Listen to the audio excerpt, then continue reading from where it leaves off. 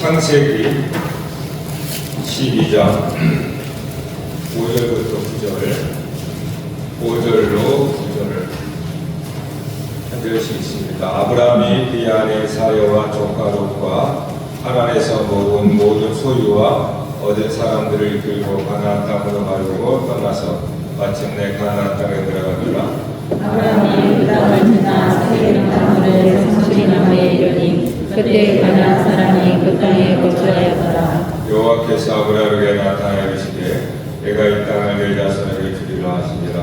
자기에게 나타나신 여호와께 그가 그곳에서 제단을 쌓고 거기서 베델 동쪽 산으로 옮겨 장막을 치니 서쪽은 베델이요 동쪽은 아이라. 그가 그곳에서 여호와께 제단을 쌓고 여호와의 이름을 부르더니 점점 남방으로 옮겨가더라. 아멘. 자, 여러분, 아브라함을 믿음의 조상이라고 하잖아요. 네, 우리가 아브라함에 대한 편견을 좀 깨고, 믿음의 조상은 이제 결론이고, 결론. 근데 아브라함이 처음에는 어떻게 시작이 되는가를 우리가 딱 봐야, 아브라함이고 저와 여러분이라는 걸 알게 돼요. 자, 아브라함이 이제 하란을 떠납니다.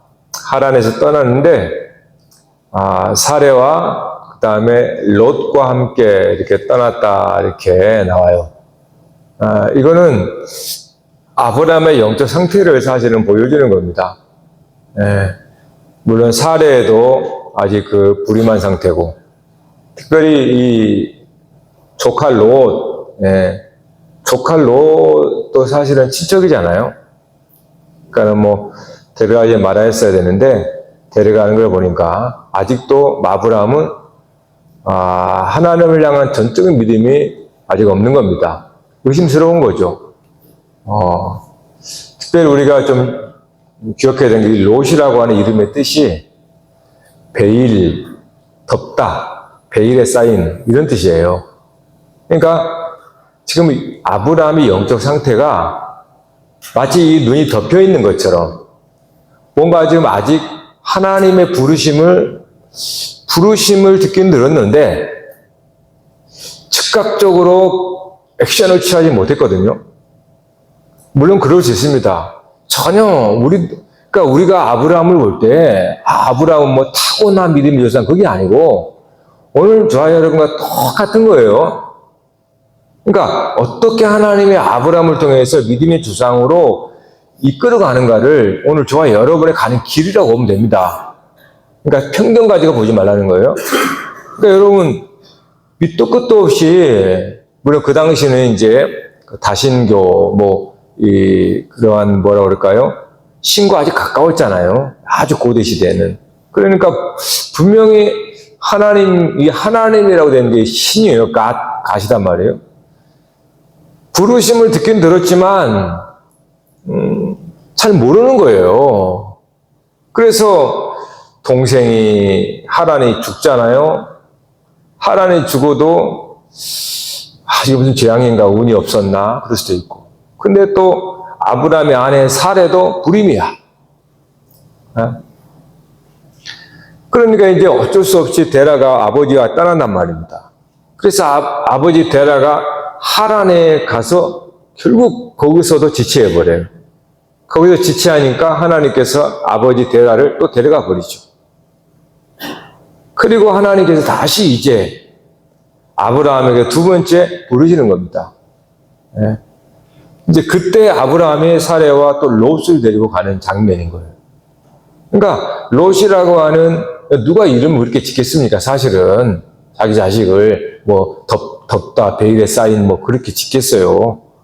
그러니까 의도적인 거죠. 그러니까 아브라함의 지금 그 모습을 롯이라고 하는 이 조카를 통해서 얘기하는 겁니다. 그러니까 뭔가 아브라함의 눈이 덮여 있는 거예요. 아직까지 하나님의 부르심을 발견하지 못한 거죠. 그런 상태로 이제 가는 겁니다. 그래서 이제 결국은 이제 떠나게 돼서 오늘 우리가 본문의 말씀은 가나안 땅으로 들어갔다 이렇게 말해요. 가나안 땅 들어갔다. 5절 하반절에서는. 그리고 이제 6절에서 보면 그 땅을 지나 세겜 땅 모래상실이 나오며 이르니 이렇게 나옵니다. 자, 그림을 한번 그려봅시다. 자, 가나안 땅에 들어갔단 말이에요. 가나안 땅에 들어갔고 세겜 땅 모래상실이 나무. 이 하나의 그림이에요. 그러니까 이 그림도 다 메시지거든요. 이걸 제가 오늘 좀 설명을 좀 하고 그 속에 담긴 의미를 좀 우리가 생각해 보려고 합니다. 그러니까 가나안 땅에 들어갔단 말이에요. 5절 하반절에서 가나안 땅에 들어가서 세겜 땅 모래상수리 나무라고 하는 이 그림이 있는 겁니다. 세겜이라고 하는 것은 우리가 종종 구약에 보면 이스라엘 역사 가운데 이제 중요한 요충지가 되어 세겜이라고 하는 뜻이 산마루, 으뜸마루, 종교가 으뜸마루종, 마루종자거든요. 마루종, 그러니까 높은 곳에서 가르친다 이 말이에요. 이게 종교라는 뜻이에요. 그러니까 세겜이 마루, 산마루란 말이에요. 그러니까 어떤 면에서 가나안 땅에 예배 장소에 가 있는 거예요. 예배 장소. 거기에 모래라고 하는 단어가 있어요. 그 다음에 상수리 나무가 있단 말이에요. 네. 상수리 나무. 그러니까 지금 뭔가 이런 연상이 되지 않아요? 성황당, 우리나라로 보면은 큰 나무에 막 장치 막 이렇게 해놓고 거기서 비나이다, 거기서 뭐 상도 차리고 제사 지내고 막 그런 느낌. 그러니까 세겜이라고 하는 어떤 산당, 산마루니까 산당의 제사 지내는 곳. 가나안 땅에 가장 그 당시 세겜의 큰 도시거든요. 거기에 지금 와 있는 거예요. 근데 모래라고 하는 것은 히브리어 모래예요. 히브리어. 이건 모래알이 아니고 말이 이제 모래라는 건데 이것의 뜻이 뭐냐 하면 교사, 그러니까 가르치는 교사, 지시하다 그런 뜻이에요. 그리고 상수리 나무가 있어요. 상수나무. 결국은 이런 이미지가 뭐냐 하면 지금 제사 드리고 예배하는 신을 만나는 곳입니다. 그러면 신을 만난다는 건 뭐예요? 그 신의 가르침을 받는다라는 거예요. 네? 신의 가르침을 받는다는 거. 자, 오늘 여러분 종교는 뭡니까? 오늘 여러분이 이곳에 와 계시죠? 종교는 사실은 가르침을 받는 곳입니다. 그게 본래 종교가 진리라고 그러잖아요. 진리를 받는 것. 그게 사실은 종교의 핵심이에요. 무슨 거기서 물론 제사 지내고 이런 것도 다 가르침에 의해서 되어지는 거잖아요. 그러니까 종교라고 하는 거, 이것은 뭔가 가르치고 그 가르침에 따라서 배우고 그것이 이제 종교예요. 예. 그러니까 우리 지금 오늘 여러분도 예배로 앉아 있잖아요. 근데 예배로 앉았는데 듣고 있잖아요. 가르치고 듣고 배우는 거예요. 이게 예배라는 거예요. 자, 그런데 가나안 땅입니다. 가나안 땅에 모래 상수리 나무 밑에 세겜 땅. 가나안인 거예요. 따라서 여기서 말씀하려고 하는 게 뭐냐면 가나안이라고 하는 이건 우리가 이제 나중에 보겠지만 정복해야 할 땅이거든요. 정복해야 할 땅이라고 하는 거는 뭔가 좀 빗나가 있다라는 거예요. 뭔가 잘못 가르쳐지고 잘못 배우고 있다는 겁니다. 그게 종교예요. 그러니까 성경은 결국은 우리들의 이야기인데 인생은 다 사실 종교인이거든요. 네? 뭔가를 믿음으로 사는 거예요. 그러니까 우리는 가르침을 받고 배우고 사는 거란 말이에요. 그 종교는 가장 특화되어 있는 거잖아요. 그러니까 가나안 땅에서 신에 대해서 배우고 그것에 대해서 이제 가르치고, 근데 그것이 가나안 땅, 정복해야 할 땅이 되어버린 거예요. 이 말은 뭔가 지금 잘못 가르쳐졌고 잘못 배우고 있다는 겁니다. 즉 신에 대해서 하나님, 이제 우리 말로는 신을 하나님으로 번역을 했습니다. 하나님에 대해서 뭔가 잘못 가르쳐지고 잘못 배우고 있다는 거예요. 그래서 속박 가운데 있다는 겁니다. 이 가나안이, 다음 주에 이건 볼 거예요. 가나안인 땅에 대한 의미. 가나안이라는 것이 속박하다, 이 억압하다, 또는 뭡니까? 정복하다, 그런 뜻이거든요. 그러니까 이 가나안의 그 산당에서, 즉 종교인데 가르쳐지고 배우는, 뭐 고대 시대는 다 종교 시대였으니까 뭔가 잘못 가르쳐졌고 뭔가 잘못 배워서 뭔가 속박되어 있고 억압되어 있어요. 그래서 하나님은 아브라함을 통해서 이제 그 땅을 주시거든요. 나중에 그 땅을 정복하게 됩니다. 그러니까 뭔가 잘못 가르쳐졌고 잘못 배우고 그 신을 섬기는 거예요. 자, 그럼 우리가 여기서 중요한 어떤 인사이트를 보게 되는데, 인생의 모든 문제, 이 세상의 모든 문제가 발생하는 것은 결국은 세상을 몰라서가 아니에요. 여러분의 인생도 세상의 지식을 몰라서 그런 게 아닙니다. 모든 문제는 결국은 신에 대한 거예요. 하나님에 대한 문제로 말미암아 발생되는 겁니다. 여러분 이상하게 들지 몰라요. 여러분, 그러니까 이 세상의 모든 이런 세상이 돼버린 거, 하나님은 분명히 이런 세상을 만들지 않았습니다. 저와 여러분이 염려하고 걱정하고 불안에 떨고 두려워하는 세상을 하나님 만들지 않았어요. 하나님은 창조를 하시고 보기에 좋았다라고 했단 말이에요. 선하다, 참 좋다. 거기서 평안히 안식하는 거예요. 사실 사람은.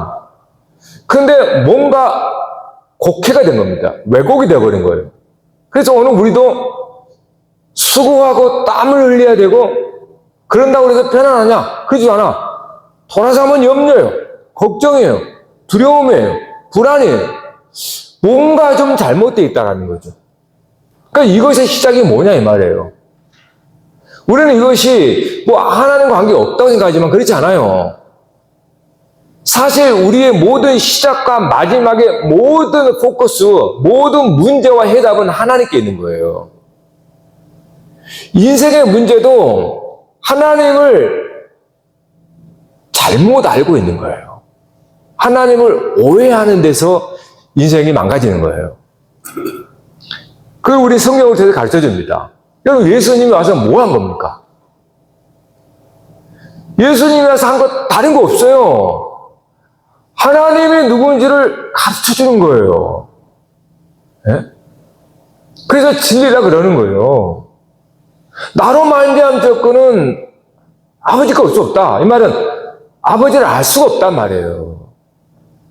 그러니까 예수님이 오신 이유는 저와 여러분의 뭐 삶의 물질적인 복을, 그런 게 아닙니다. 그건 부차적인 거고, 하나님을 모르는 거예요.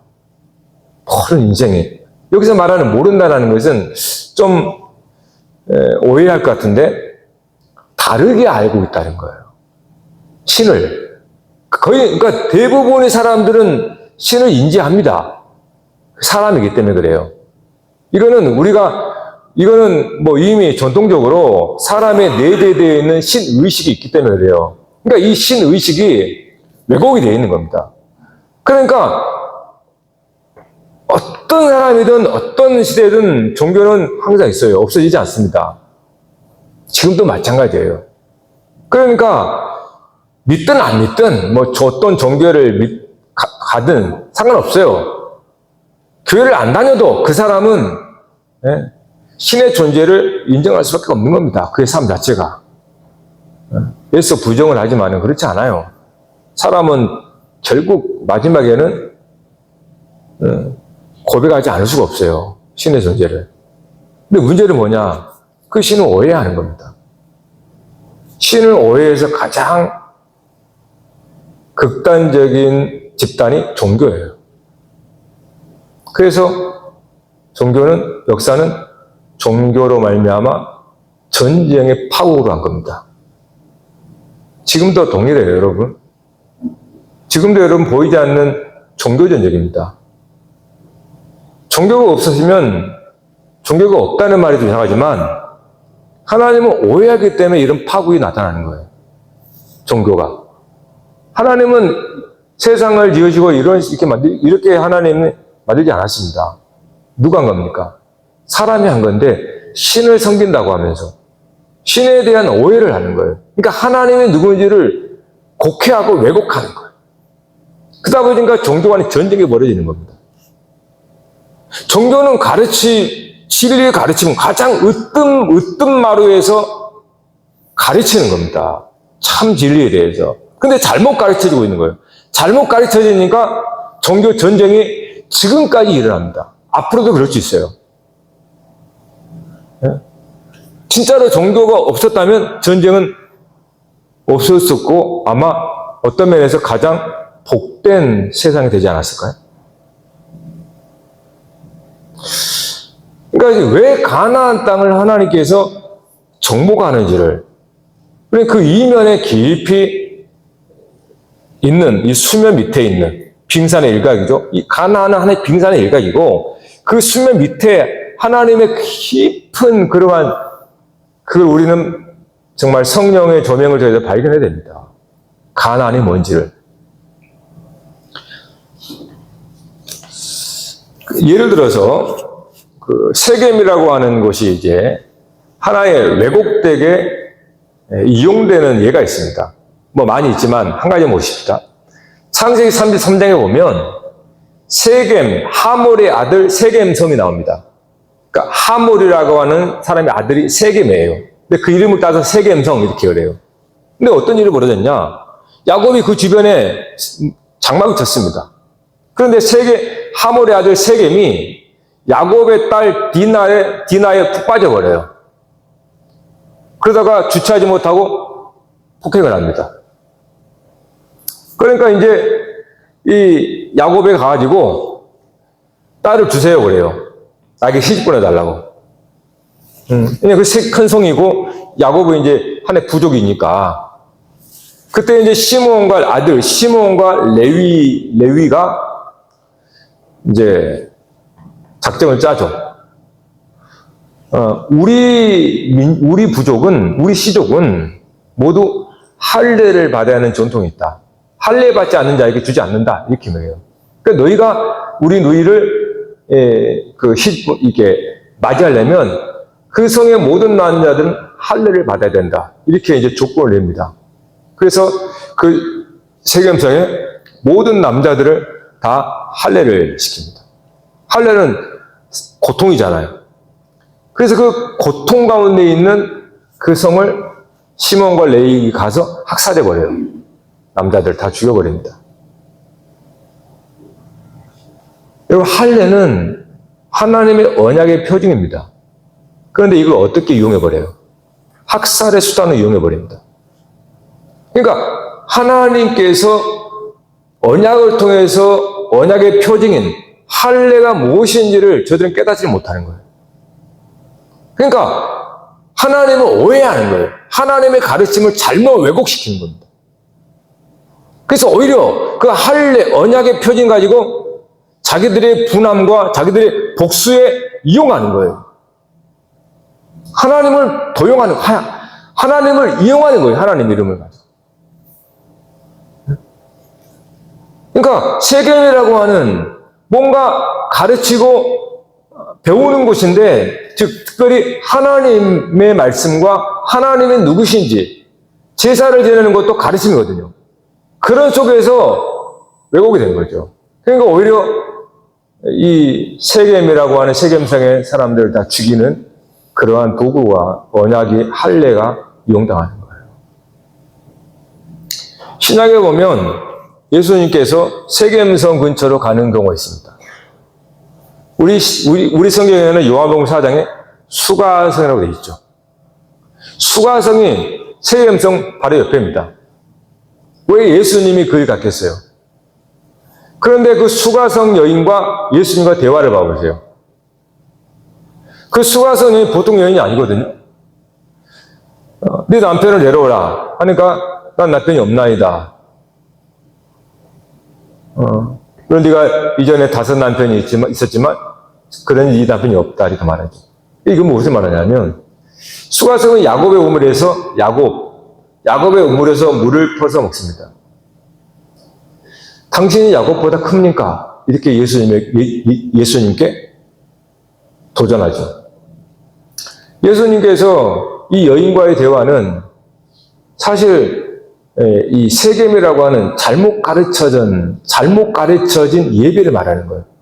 그러니까 이 여인은 하나님을 오해하고 잘못 배운 사람으로서 야곱의 율법의 의무를 계속 먹지만 목마른 남편이 5이라는 건 뭡니까? 율법이에요. 율법의 남편을 계속 이게 두니까 계속 목마른 그게 바로 수가성 예언에 나오는 거예요. 그래서 예수님이 거기서 무슨 말을 하는 거예요? 유명한 말이 나와요. 하나님께 참되게 예배하는 때가 오나니 바로 거기서 나오는 거예요. 그러니까 수가성 예언의 대화는 결국 예배로 끝나는 겁니다. 예배가 잘못됐다는 거예요. 야곱의 우물은 목마른 우물이에요. 그게 율법이거든요. 그러한 성원 안에서 예수를 만난 겁니다. 그래서 참되게 예배하는 자는 영과 진리로 예배할지니라 이렇게 나와요. 그러니까 예수님께서 그 여인에게 잘못되어 있는 그래서 속박되어 있고 억압되어 있고 뭔가 좀 목마르고 줄인 그 사람에게 그 사람의 그 모습이 뭐냐? 하나님을 오해하기 때문에 그런 신앙이 나는 거예요. 하나님을 잘못 알고 있으니까. 그래서 예수님이 저에게 정확하게 가르쳐 주는 겁니다. 예배가 뭔지를. 그래서 그 여인이 거기서 속박해서 벗어나는 거예요. 구원받는 거예요. 여러분, 구원은 다른 거 없습니다. 좀 이렇게 아니고 가볍게 생각하지 마세요. 구원이라는 거는 결국 하나님입니다. 하나님을 새롭게 아는 거예요. 즉, 이전에 내가 알던 하나님을 말미암아 내가 이러한 삶을 살았다면 그리스도를 통하여서 하나님을 다시 참 하나님을 알게 되므로 나는 구원을 받게 돼요. 즉, 회복이 되는 겁니다. 그러니까 처음부터 끝까지 하나님인 거예요. 우리의 삶이 왜곡되고 망가진 것도 하나님을 잘못 알아서 그런 거고, 우리의 삶이 회복이 되는 것도 여러분의 삶의 편해서가 아니고, 좋은 직장 가서서가 아니고, 그건 일시적인 거고, 진짜 여러분의 영혼이 구원의 안식이 이르는 것은 결국 하나님으로 말미암아 이루어지는 겁니다. 그 하나님을 죽을 때까지 알지를 못하면 그건 지옥 같은 삶을 사는 거예요. 두려워하면서, 무서워하면서. 네? 그러니까 예수님이 우리가 믿는다는 건 뭐냐? 우리가 믿는 신 하나님에 대해서 예수님은 다시 가르쳐 주는 거예요. 그것이 아니다. 그것을 이제 율법으로 말했죠. 율법에서 세 계명을 얘기하잖아요. 너희들은 옛 계명의 이 말은 너희들은 그렇게 하나님을 알았던 거야. 옛 계명처럼. 그러나 나는 세 계명을 준다. 하나님은 이런 분이야 라고 가르쳤잖아요. 진실로 오늘 저와 여러분에게 유일한 과제는 다른 거 없어요. 여러분의 불행한 이유는 여러분 삶에 물질이 없어서 그럴까요? 아니면 좋은 집이 안 돼서 그래요? 좋은 집에 살지만 하나님을 왜곡되게 알면, 하나님을 잘못 알고 있으면 불안하고 염려스럽습니다. 그러니까 모든 인생의 시작은 하나님으로부터거든요. 하나님으로 말미암아 복이 있고 하나님으로 말미암아 화가 있습니다. 즉 하나님이 누구신지를 우리는 오해함으로 말미암아 그분 앞에 종 노릇하고 그리스도로 말미암아 하나님을 알므로 하나님을 아버지로 부리며 아들 노릇을 하는 거예요. 똑같은 하나님인데 이쪽에서는 율법으로 하나님을 알아서 종노릇합니다. 속박되어 있는 거예요. 속박되어 있어서 굉장히 무거운 삶을 삽니다. 근데 이쪽에서는 그리스도를 통하여 하나님 누군지를 알므로 우리는 그의 사랑받는 자녀다라는 걸 알게 돼요. 그래서 그걸 나의 아빠, 아버지라 부르면서 아들로서 사는 겁니다. 요즘 우리 집사람이 저한테 자꾸 꾸짖어요. 뭘 꾸짖냐 하면 찬아를 보래요. 우리 막내 찬아를 보래요. 저를 보고 괜히 이렇게 말하는 거예요. 당신은 하나님을 우리 딸 찬아처럼 좀 그렇게 이렇게 다갔으면 좋겠다. 즉, 그냥 준 것도 없는데 내놔. 항상. 우리 딸도 여러분 자녀 그랬죠. 부모님한테 손 내줘. 줘. 맡겨준 것도 아닌데 줘. 막 그러잖아요. 그걸 보고 그러는 거예요. 그걸 보고 이제 뭔가 깨달은 거죠. 내가 하나님 아버지를 아빠 하나님인데 너무 그렇게 시아버지처럼 이렇게 대하고 있는 것 같다는 거예요. 하나님은 나의 진짜 친아버지인데 나는 하나님을 참 무서운 시아버지처럼 아니면 시어머니처럼 그렇게 그래서 제가 그때는 제가 그냥 피식 웃었지만 또 돌아오면 속으로 내가 하나님이 너무 이렇게 좀 폼 잡고 힘주고 거룩하고 경건하게 하나님을 내가 나가는 건가? 우리 딸이 저한테 올 때는 진짜로 아주 염치 없이 막 오거든요. 내가 하나님 앞에 너무 격식 차리는 건가? 내 속에 좀 찔리더라고요. 여러분, 간단한 예인데 이겁니다. 하나님을 오해하게 되면 종이 돼요. 속박이 됩니다. 하나님 자체가 화가 돼버려요. 그래서 우리는 그분이 무서워서 속박 당해버립니다. 그리스도는 우리는 그런 속박에서 벗어나게 해주는 거예요. 그게 구원이에요. 그러면 그 구원이 무엇인가? 결국은 하나님으로부터 오더라는 거예요. 즉, 내가 하나님을 이렇게 알았을 때는 굉장히 무섭고 두렵고 심판의 지옥 같은, 그런데 그리스도를 말미암아 하나님의 사랑, 은혜를 내가 알므로 그런 속박이 한순간에 벗어져 버리는 거예요. 자유케 되어지고. 그래서 마치 이제 어린아이처럼 걱정 근심 없는, 바보 같지만 그러한 모습이라는 거예요. 결국은 여기서 아브라함이 7절에 보면 아브라함에게 나타나 이르시되 내가 이 땅을 네 자손에게 주리라 하신지라. 자기에게 나타나신 여호와께 그가 그곳에 제단을 쌓고. 여러분, 아브라함이 거기 제단을 쌓았다는 거예요. 무슨 말입니까? 진짜 깨달았다는 거예요. 아브라함이 하나님의 말씀을 듣고 이 땅을 네 자손에게 주리라. 그 말씀을 제단을 쌓았다는 것은 아멘, 받아들였다는 거예요. 그러니까 깨달았다는 겁니다. 그래서 제단을 쌓았다는 거예요. 네? 제단을 쌓았다는 것, 그 말씀을 받아들이고 그렇게 되어지기를 바랍니다. 원합니다. 그런 뜻이에요. 그게 제단을 쌓았다는 겁니다. 네? 그래서 그 이후에 조금 더 구체적으로 보여집니다. 즉, 아브라함이 하나님의 말씀을 딱 수납하죠. 영접하고 났을 때 거기에 제단을 쌓았단 말이에요. 제단을 쌓고 나서 바로 이어서 어떤 말씀이 나오냐 하면 특이한 말씀이 나와요. 자, 8절 같이 시작.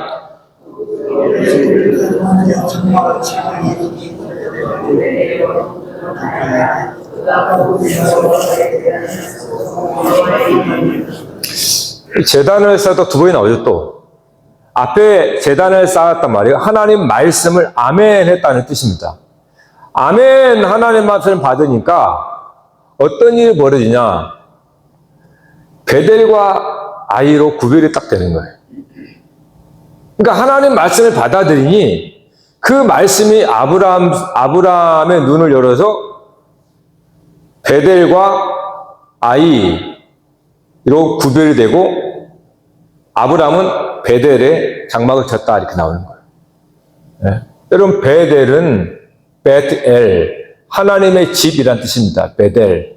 네. 그럼 아이는 이제 여호수아 때 아이성 나오죠. 이 아이는 폐허 무더기란 뜻입니다. 그러니까 굉장히 상징적 의미죠. 아브라함이 하나님의 말씀 가나안 땅에서 세겜 땅에서 하나님께서 네 자손에게 주리라 그런 말씀을 아멘 받아들이니까 그 아멘 받아들임 속에서 아브라함이 이 눈이 열려져서 구별이 되어지는 겁니다. 즉 베델과 아이, 이쪽은 하나님의 집, 이쪽은 폐허더미입니다. 네? 이게 여러분이 아멘 하면 하나님의 성령께서 눈을 열어 보게 되는 거예요. 즉 아멘 하면 여러분 하나님의 베델로 옮겨가는 거예요. 그 전까지는 몰랐어요. 근데 제단에 하나님의 말씀을 듣고 제단을 쌓으니까 다시 그 속에서 베델과 아이가 딱 구별되는 거예요. 하나님 말씀이 딱 들어오잖아요. 여러분 안에서 이쪽 베델과 아이가 구별이 딱 됩니다. 그게 말씀의 역사예요. 그러니까 말씀이 우리가 받아들이면 우리 안에서 영적인 눈이 열려서 하나님의 말씀을 받은 쪽은 베델이 됩니다. 하나님의 집에 거한다는 뜻이에요. 그리고 반대편은 당연히 하나님의 집이 있으니까 반대편이 생기는 거죠. 그게 바로 폐허덤이에요. 폐허라는 거예요. 아이. 여러분 이게 이제 여러분의 말씀 속에서 일어나는 역사거든요. 여러분 제단은 뭡니까? 제단이라고 하는 것은 원어 뜻이 도살하다, 살인하다 뜻이에요. 제단은 짐승을 잡아 죽이잖아요. 그래서 도살하다는 뜻이 있습니다. 그 제단은 돌로에 쌓는 제단, 이건 제단을 말하고 그 위에 이제 희생제물이나 이런 걸 올리잖아요. 그게 제단이에요. 그러니까 제단이라는 것이 이미 그런 뜻입니다. 제단하면 베델과 폐허더미로 딱 나누어져요. 그게 제단의 역할이에요. 왜? 제단은 죽이는 거잖아요. 이거를 이제 우리가 이제 좀 점프해가지고 성막으로 봅시다. 우리가 출애굽기 다 봤잖아요. 성막의 구절 봐봐요. 성막의 문이 어느 쪽이라고 그랬습니까? 성막에 들어가는 문. 동서남북 중 어디? 남대문이요? 동쪽입니다. 동쪽. 네. 성막은 동쪽에 문이 있어요. 동쪽에 문이 있어서 들어오면 성전 뜰이 있습니다. 성소 있고 가장 서쪽에는 뭡니까? 지성소죠. 보세요. 베델은 서쪽이라고 그러잖아요. 지성소를 말해요. 지성소. 그러니까 하나님의 집. 그러면 동쪽은요? 동쪽은 제단이잖아요. 번제단. 폐허로 만드는 곳. 그게 동쪽이잖아요. 성전 뜰에 번제단 있잖아요. 그러니까 그거를 창세기에서는 아직 이거는 지금 출애굽기 가서 모세로부터 이제 나오는 거 구체가 되고 그 전에 아브라함 때 이미 베델과 아이로 구분해 놓은 겁니다. 베델은 서쪽, 아이는 동쪽이라는 거예요. 창세기 언어로 말할까요? 에덴 동산에서 에덴의 동쪽으로 가죠. 누가요? 아브라함과 하와가 하나님을 떠나서 추방하잖아요. 그게 동쪽입니다. 그래서 성경의 동쪽은 항상 에덴의 동편에서 하나님을 떠난 세상을 말하는 거예요. 동쪽이에요. 그래서 우리가 지난번에 노아의 아들 중 셈인데 셈의 자손 중 욕단이 동쪽으로 갔다고 그랬잖아요. 자, 확인해 봅시다. 9장 30절. 10장 30절. 봐봐요. 10장 30절. 10장 30절. 시작.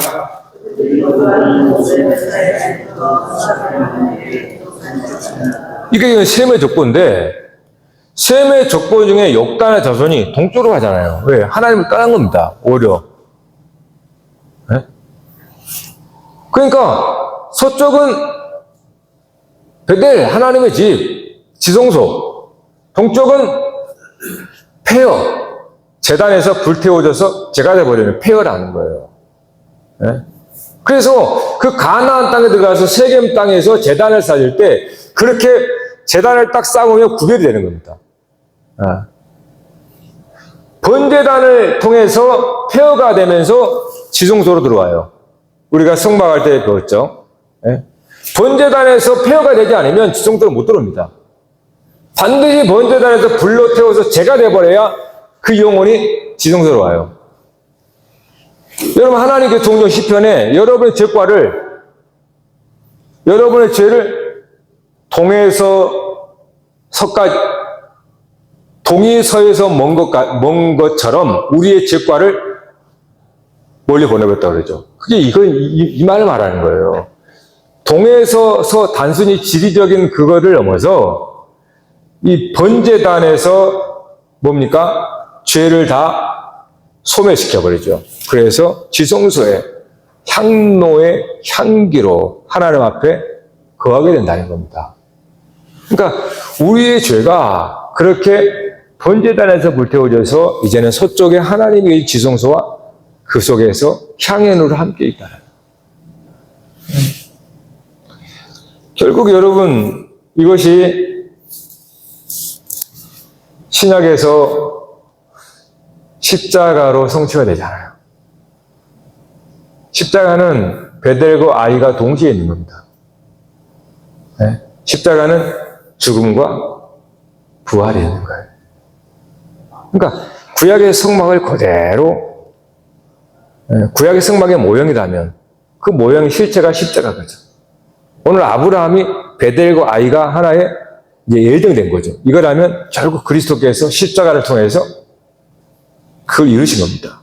그래서 십자가에서 폐허가 되고 우리가 죽는다는 거예요. 죽고 그리고 베델, 하나님의 집에 거한다는 겁니다. 이것이 항상 동시적으로 일어나는 거예요. 이것은 무엇을 말하냐면 이게 십자가 죽음 그러니까 굉장히 참혹하고 뭔가 좀 물론 그렇죠. 근데요, 오늘 새벽기도인가요? 오늘 새벽기도에 니고데모 요한복음 3장에 그런 얘기를 했습니다. 거듭나야 하나님 나라에 들어볼 수 있다. 물과 성령으로 나지 않으면 하나님에 들어갈 수 없다. 그러면서 인자가 모세가 광야에서 뱀을 든 것 같이 인자도 들려하리라. 오늘 그 요한복음 3장을 본 거거든요. 그 말씀을 이렇게 정했습니다. 특별한 게 아니다. 우리는 뭔가 좀 거짓과 속임에 다 빠져 있는 것 같다. 즉, 하나님의 말씀이 참 말씀이고, 우리가 어렸을 때 듣고 자란 이 세상, 이 말로 살잖아요. 이것이 진짜인 줄 알고 이것이 정상적인 것으로 우리는 생각한단 말이에요. 그런데 예수님의 말씀을 들으면 굉장히 이상해요. 비현실적인 것도 많고, 별로 와닿지가 않은. 뭔가, 우리가 하나님을 잘못 알고 다른 삶을 살고 있는 거예요. 하나님의 어떤 삶의 방식, 하나님께서 우리와 함께 살자 그랬는데 우리는 독립되어서 나 혼자 내 삶의 방식을 구축한 겁니다. 그러니까 하나님은 하나님의 존재 방식이 있거든요.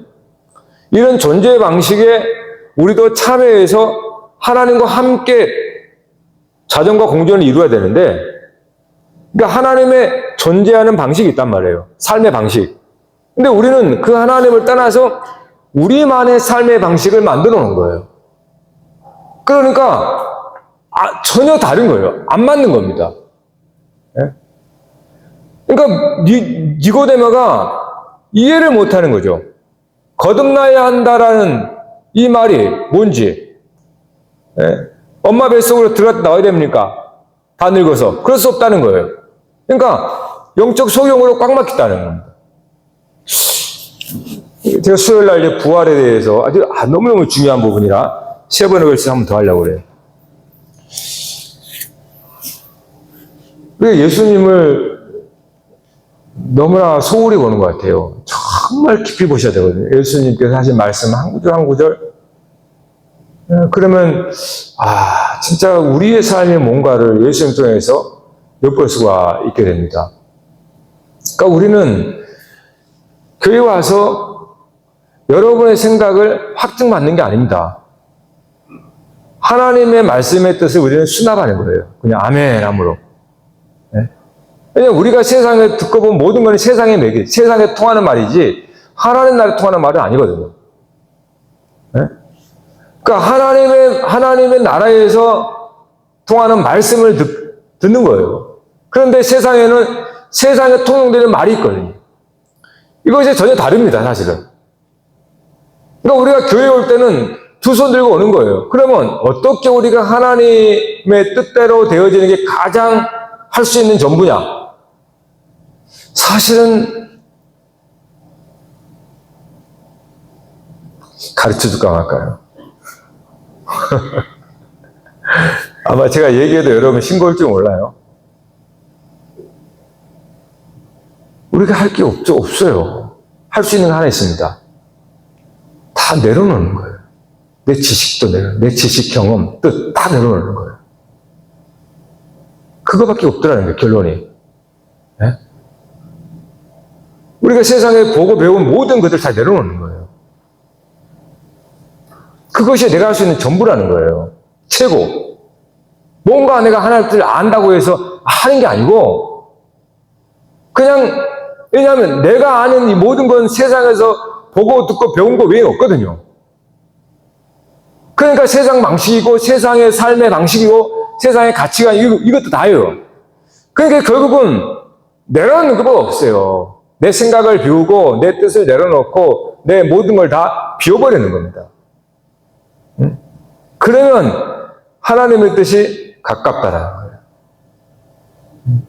내가 움직이면 움직일수록 멀어져요.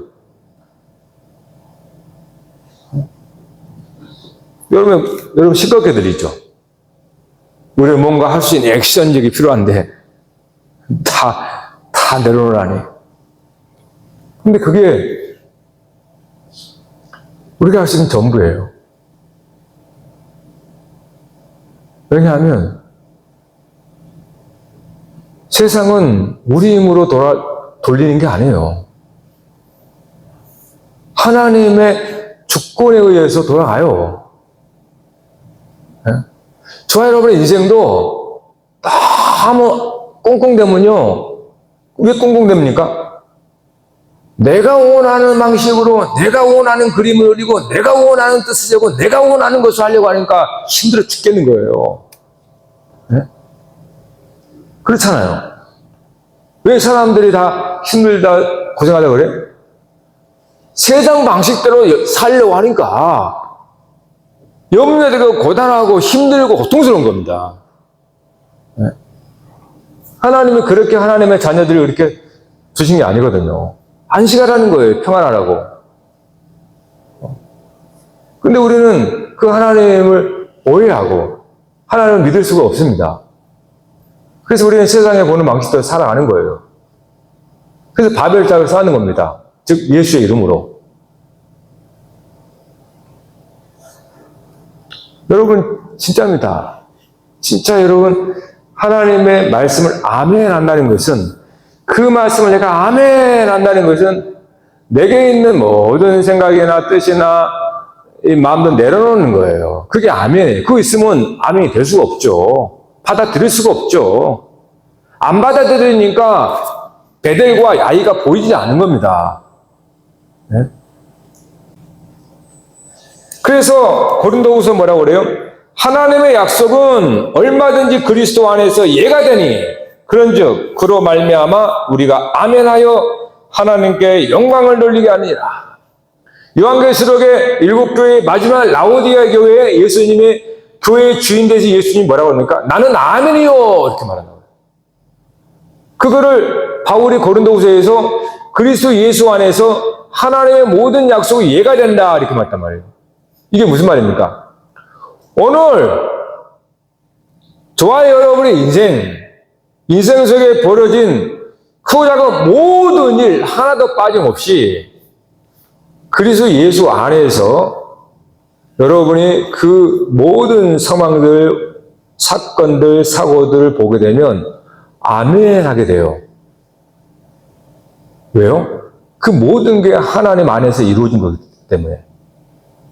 하나님 안에서 나를 향해서 나 같은 자를, 벌레 같은 자를 하나님께서 하나님의 아들로 삼아주시려는 하나님의 거룩한 역사였다는 것을 내가 보게 돼요. 그래서 내게 일어난 모든 일들은 예, 아멘 하게 되는 거예요. 일도 빠짐없이.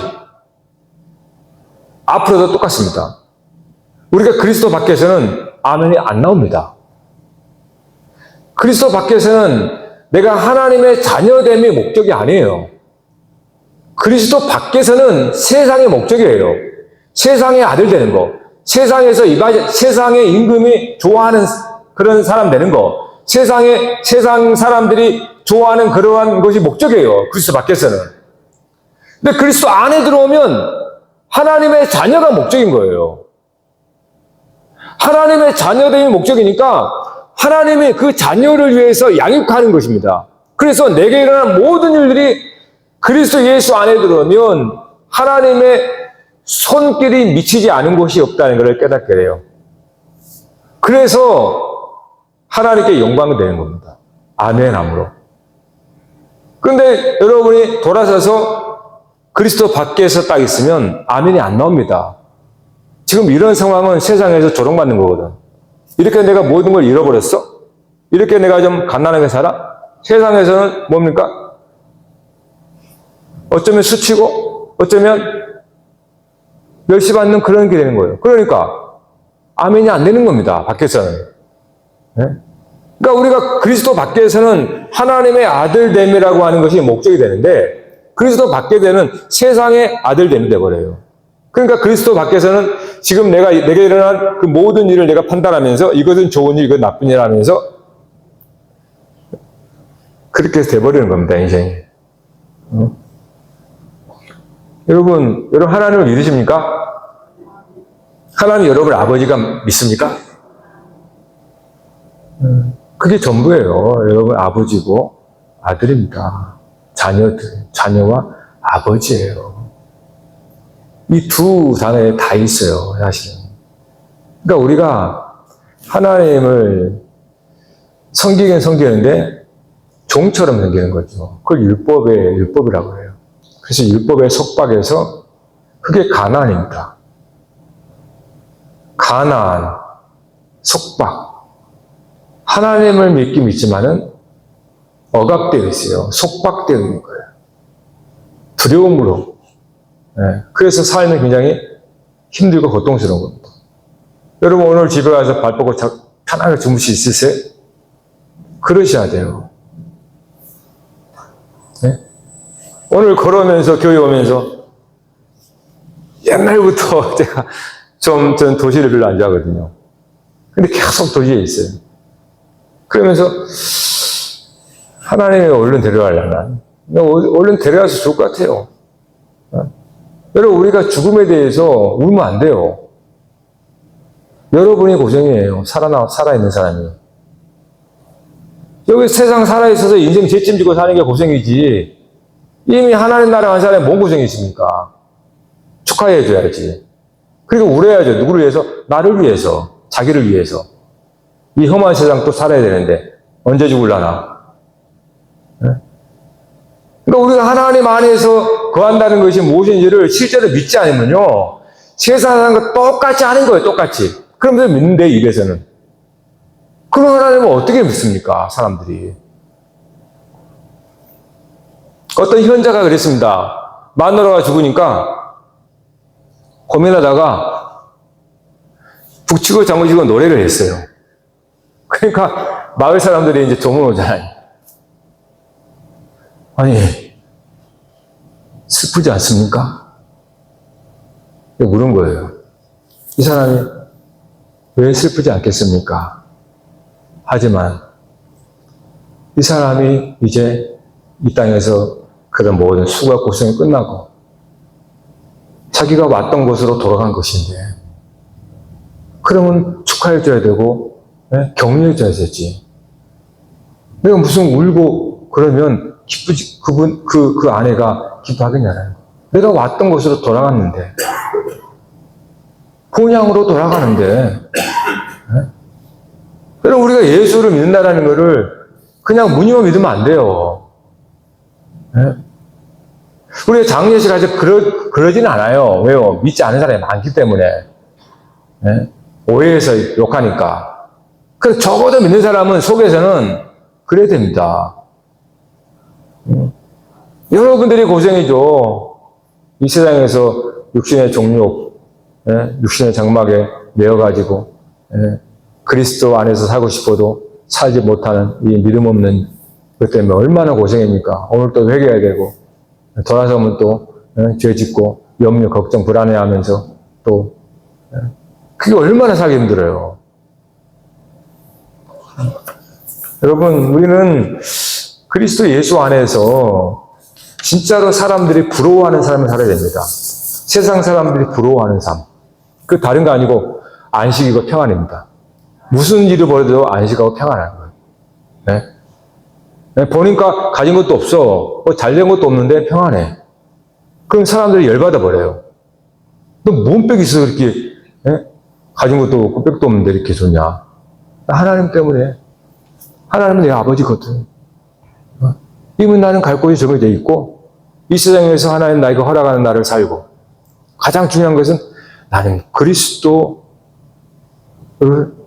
믿고 사는 거야. 할렐루야! 이 밤에 여러분 결단하셔야 됩니다. 어떤 결단이요? 여러분이 어떤 뉴스에 인터넷 부자 나오면 부러우세요?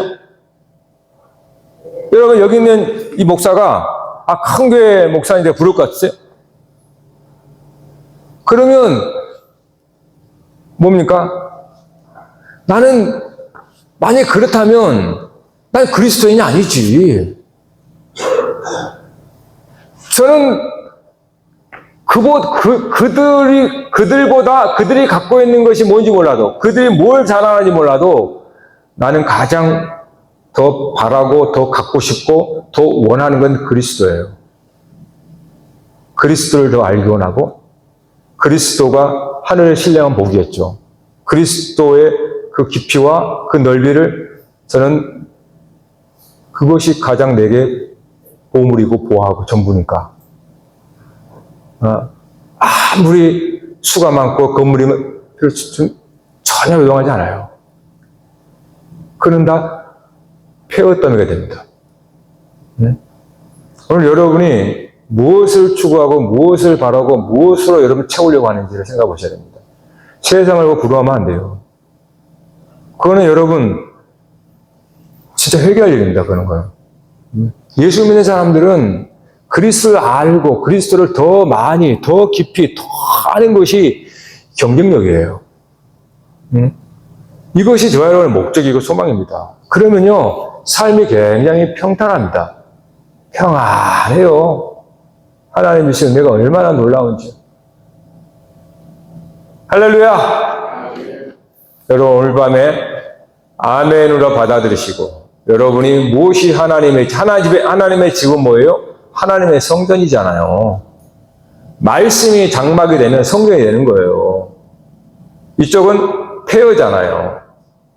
하나님의 성전이 되어가는 거예요, 우리가. 하나님의 거할 집, 하나님의 성전. 그래서 저와 여러분이 하나님의 거룩한 성전 되기를 바랍니다.